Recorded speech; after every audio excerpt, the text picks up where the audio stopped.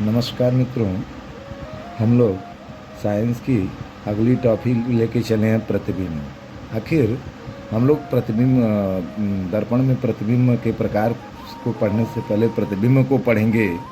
पहला है प्रतिबिंब। प्रतिबिंब होता क्या है? प्रतिबिंब में होता है प्रतिरूप या छाया या परछाई, या इसी को छवि कहते हैं।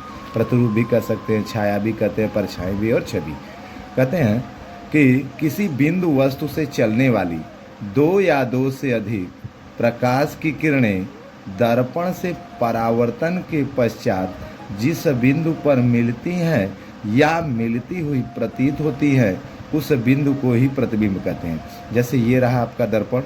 दर्पण से यहाँ से प्रकाश की किरण चली, एक प्रकाश की किरण चली, प्रकाश की किरण, और ये चलने के बाद दर्पण पर टकराने के बाद दर्पण से परावर्तन के पश्चात मुख्य अक्ष को काटते हुए निकल जाती है। फिर उसी पॉइंट से, उसी बिंदु वस्तु से दूसरी प्रकाश की किरण दर्पण से टकराने के बाद पुनः उसी माध्यम में चली जाती है। तो इन दो बिंदुओं के कटान, इन दोनों किरणों के जो कटान बिंदु पर एक प्रतिबिंब प्राप्त हुआ, इसी को हम लोग क्या बोलते हैं? वो प्रतिबिंब बोलते हैं। जो एक छाया प्राप्त हुई, उसी को हम लोग प्रतिबिंब बोलते हैं। प्रतिबिंब के प्रकार साइंस में प्रतिबिंब के दो प्रकार होते हैं। प्रतिबिंब मुख्यतः दो प्रकार के होते हैं। पहला वास्तविक प्रतिबिंब और दूसरा आभासी प्रतिबिंब। और कहते हैं वास्तविक प्रतिबिंब क्या होता है? प्रतिबिंब, आभासी प्रतिबिंब जो दर्पण की तरफ जो बनेगा प्रतिबिंब, वो आपको वास्तविक प्रतिबिंब बनेगा, और दर्पण के जो पीछे बनेगा आभासी प्रतिबिंब बनेगा। तो आइए देखते हैं वास्तविक प्रतिबिंब क्या होता है, आभासी प्रतिबिंब क्या होता है।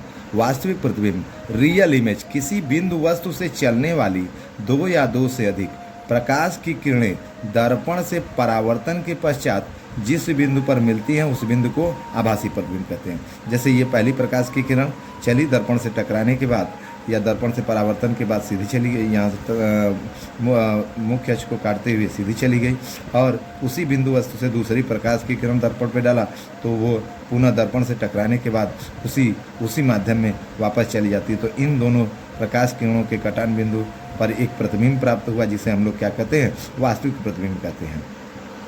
तो वास्तविक प्रतिबिंब जो दिखाई देता है, आज देखिए यहाँ पे दर्पण के आगे बनाइए, अर्थात ये कौन सा प्रतिबिंब? वास्तविक प्रतिबिंब। और वास्तविक प्रतिबिंब सदैव उल्टा बनता है।